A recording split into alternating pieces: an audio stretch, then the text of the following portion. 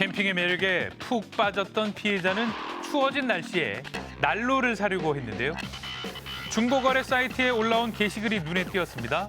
정가보다 약 10%가량 저렴한 가격에 집거래까지 가능하다고 돼 있었습니다. 별다른 의심 없이 거래를 진행했고 35만 원을 입금했습니다. 그리고 발송 후에 문자를 주신다고 했는데 이렇게 운송장이 찍힌 요 편의점 택배를 이용한 요 운송장을 찍어서 저한테 보내주셔서 저는 또 감사하다라는 또 말을 남겼고요. 싸게 사서 감사했고 택배가 오기만 그러고 기다렸답니다. 나서 다음날 택배 조회를 해봤더니 조회가 안 되더라고요. 뭐 직거래도 이렇게 적혀 있고 자기 자신이 개봉했다라고 하는 동영상도 올려져 있었고요. 또 여기 보면 댓글창이 열려 있어서 이제 구매하겠다라고 하는 사람들이 이렇게 댓글을 남길 수 있어서 다르게 뭐 의심할 여지가 없었습니다. 피해자는 이때까지만 해도 이게 사기일 거라고는 상상도 못했다고요. 지금 제가 당한 사례 같은 경우는 아마도 이 운송장이 좀 조작되지 않았나라고 생각이 됩니다. 확대를 해서 보니까 조금 글씨체가 다르게 보이더라고요. 어느 부분이요? 지금 이 부분이 조금 다르게 느껴졌습니다. 운송장 자체가 조작됐다는 겁니다. 그러니까 난로는 애초에 피해자에게 보낸 적도 없었던 거죠. 예고 없이 다가온 사기에 큰 충격에 빠졌습니다.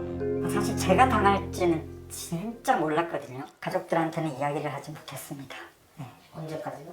지금까지도 이야기를 못하고 있습니다. 2018년부터 캠핑을 시작한 이재민 씨 가족도 사기를 피할 수 없었습니다. 제가 이제 구매하려는 난로가 새 거를 이제 구매하기가 어려운 제품이에요. 중고 거래를 통해 가지고 구매를 하려고 했습니다. 품절이라 구하기 어려웠던 난로를 중고 거래를 통해 사려고 요즘 했는데 중고 사이트 내에 이제 사기가 많은 거를 저도 어느 정도 인지하고 있기 때문에 그 판매자에게 사려고 하는 그 난로 제품과 판매자의 닉네임을 이제 글씨를 써서 저희가 사진을 찍어 달라고 확인을 하였습니다. 그렇게 요구하는 사진을 받고 나서야 입금을 했습니다. 그런데 이것 또한 사기였습니다. 돈을 입금을 한 후에 몇십 분 뒤에 다른 중고 사이트를 확인해 본 결과 똑같은 이제 판매글이 있더라고요. 이제 집사람한테 네가 한번 문자를 보내봐, 팔렸나 안 팔렸나. 근데 안 팔렸다고 말을 하더라고요. 그래서 이제 그때 사기인 걸 알고.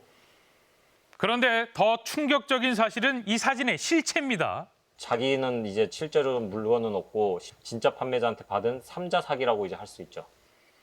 신종 사기 수법 삼자 사기란 이런 겁니다. 피해자가 검증을 위해서 실제 사진을 요청하면 실제 판매자에게 사진을 받아서 다시 건네주는 수법이죠. 다시 말해서 물건이 없는데도 있는 척 속이는 겁니다. 사진을 이용해서 사기를 칠 거라고는 생각도 못했던 거죠. 자, 중고 사기는 난로와 함께 추억을 쌓을 생각이 가득했던 재민 씨의 꿈을 깨버렸습니다.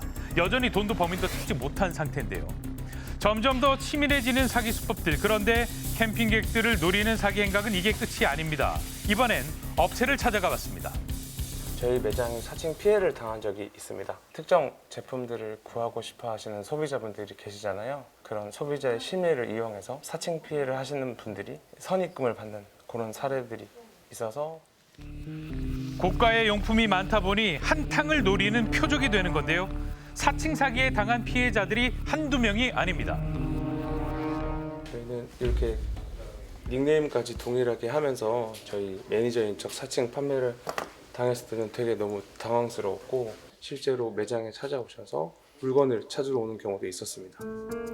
그렇다고 이거 당하고 있을 수만도 없습니다. 사기를 예방할 수 있는 방법은 무엇일까요?